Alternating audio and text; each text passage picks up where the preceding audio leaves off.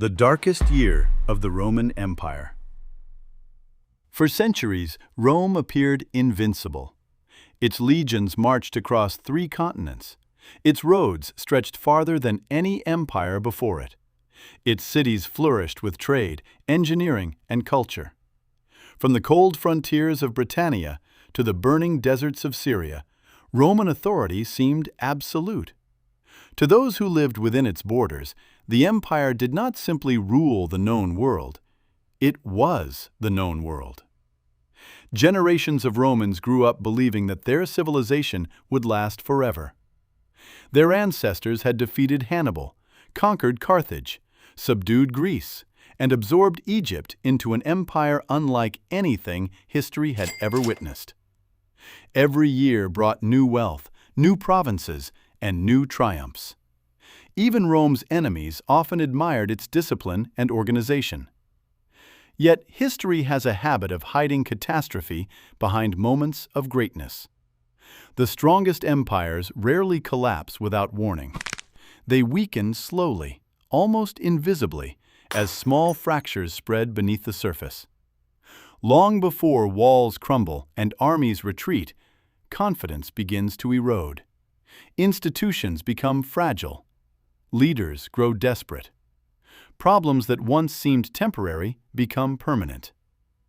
For Rome, that process unfolded over decades.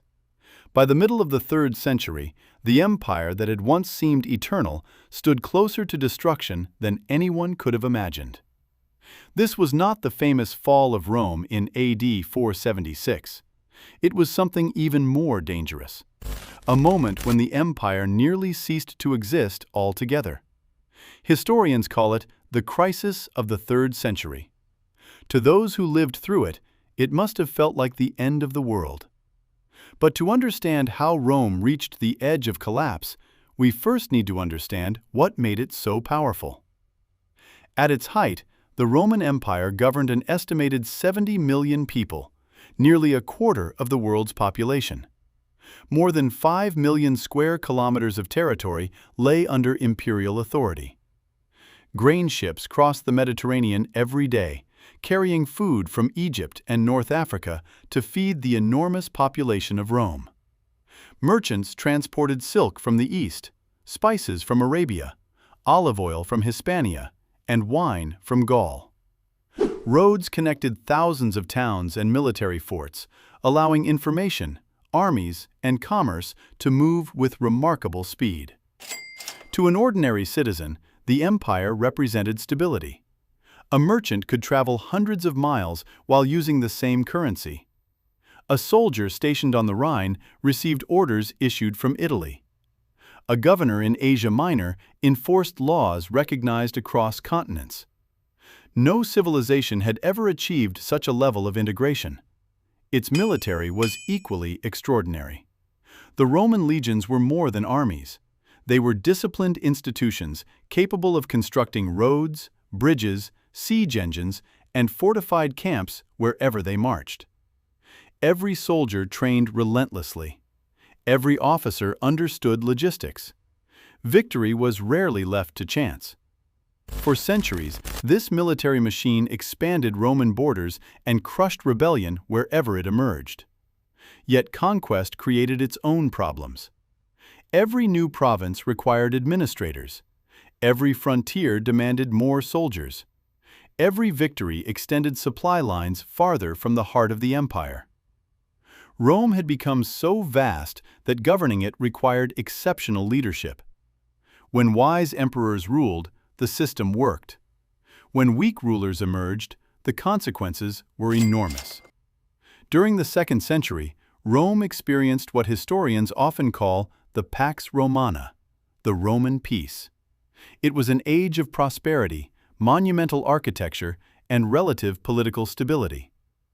Emperors such as Trajan, Hadrian, Antoninus Pius, and Marcus Aurelius left behind an empire stronger than the one they inherited.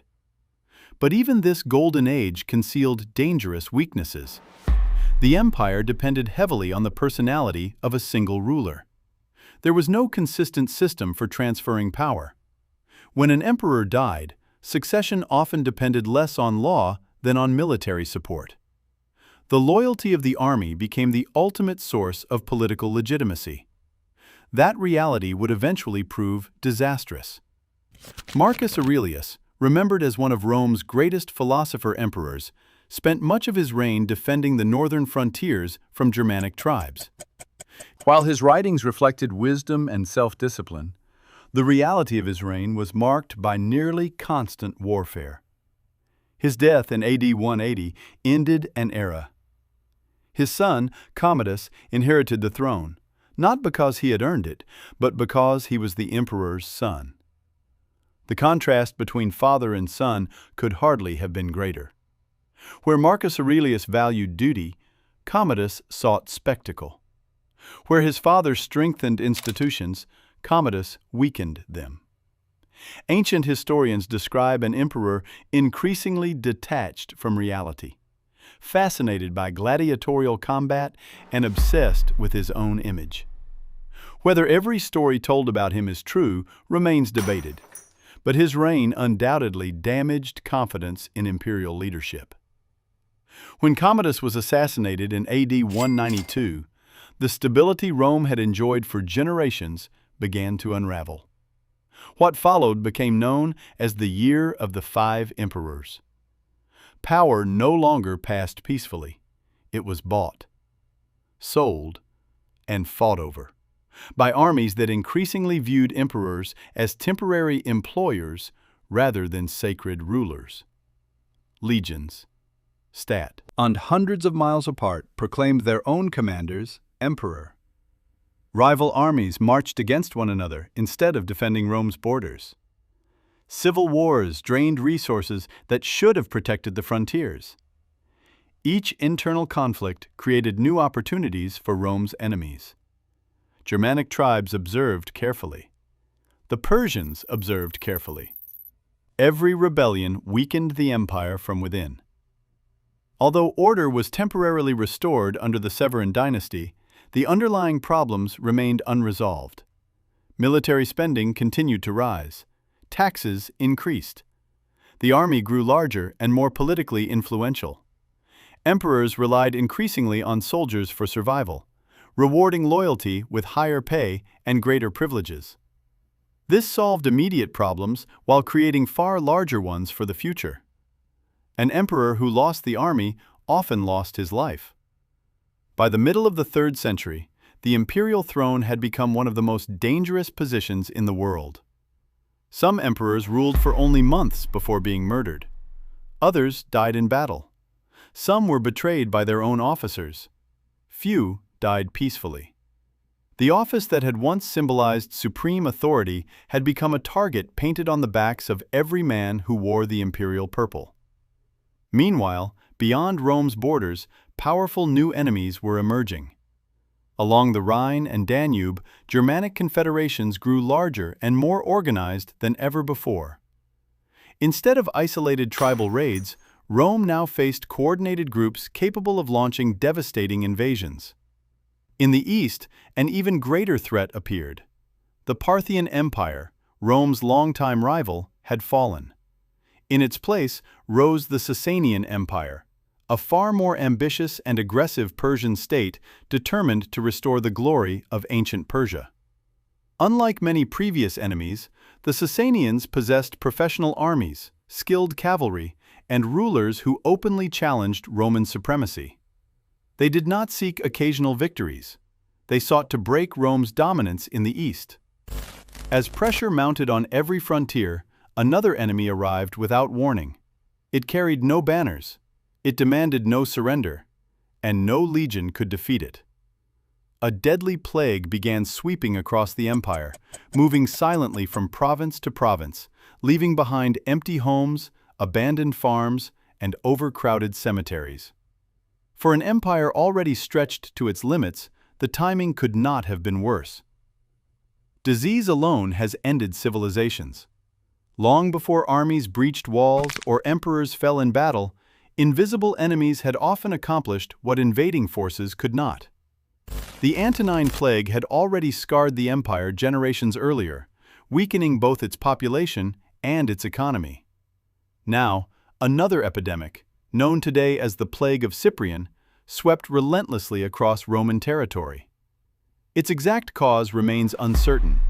Some historians believe it may have been smallpox, while others suggest a viral hemorrhagic fever. Whatever the disease was, its effects were devastating. Ancient accounts describe entire streets falling silent. Families buried multiple relatives within days. Farmers abandoned their fields, merchants closed their shops, and soldiers died before ever reaching the battlefield. In some cities, thousands reportedly perished every single day. For ordinary Romans, the empire no longer felt protected by the gods. It felt cursed. As the population declined, labor became scarce. Harvests shrank. Grain shipments became unreliable. Local economies struggled to function as fewer workers remained to maintain roads, ports, and workshops. The Roman government faced an impossible dilemma. Its borders required more soldiers than ever before, yet the pool of recruits was shrinking. Its treasury demanded more taxes, yet fewer citizens remained to pay them. Its cities required more food, yet fewer farmers were producing it. Every solution created another problem. To finance endless military campaigns, emperors increasingly reduced the silver content of Roman coins. On the surface, the currency appeared unchanged. It still carried the emperor's portrait and the familiar imperial symbols. But appearances were deceiving. Each new issue contained less precious metal than the last. Merchants noticed. Soon they demanded higher prices to compensate for the declining value of the currency. Inflation spread throughout the empire. Everyday goods that had once been affordable became increasingly expensive. Families found themselves paying far more for grain, clothing, and tools than only a few years earlier. Confidence in Roman money began to disappear. In many rural regions, barter slowly replaced coinage altogether. A farmer might exchange wheat directly for iron tools. A shepherd traded livestock instead of silver. The sophisticated monetary system that had helped unite the empire was quietly beginning to unravel. Economic hardship inevitably produced political instability. Across the provinces, military commanders realized something increasingly dangerous.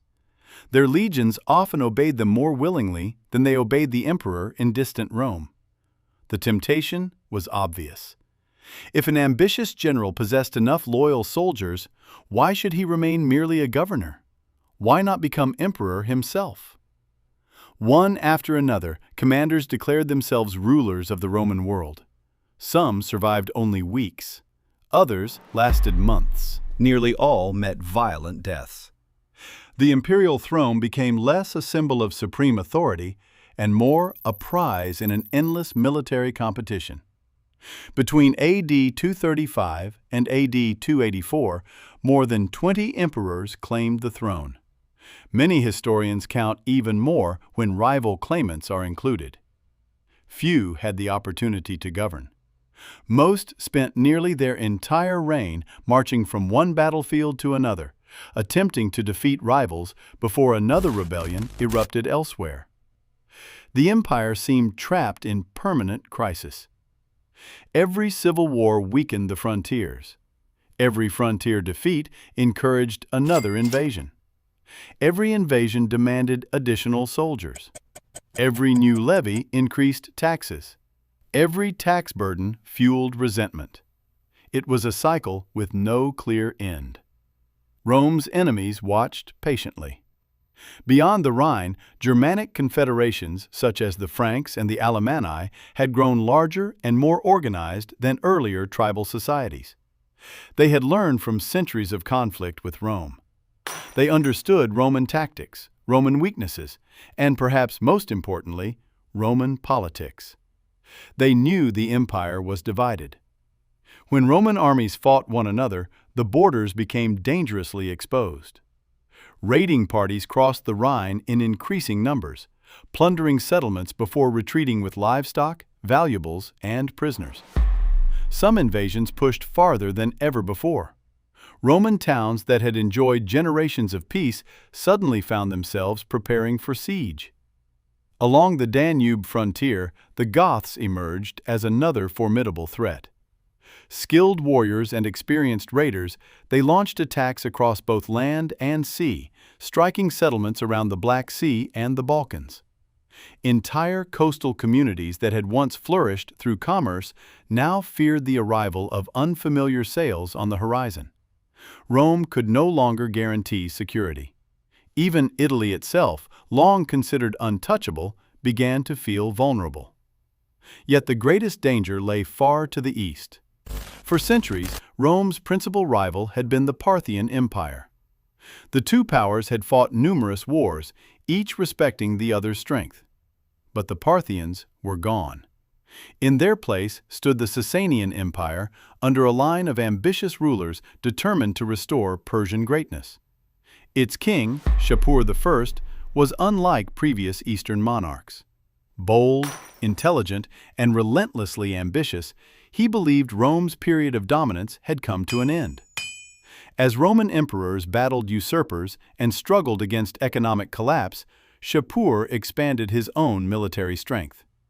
He reformed his armies, strengthened his cavalry, improved logistics, and waited. He understood that empires rarely collapse because of a single defeat. They collapse when every crisis arrives at once. By the late 250s, that moment had arrived. Roman armies were scattered across multiple fronts. Provincial governors questioned imperial authority. The economy was failing. The plague continued its deadly march. Entire regions required reinforcement that simply did not exist. Then, reports reached Rome that Persian forces were advancing into imperial territory. Emperor Valerian understood the seriousness of the threat.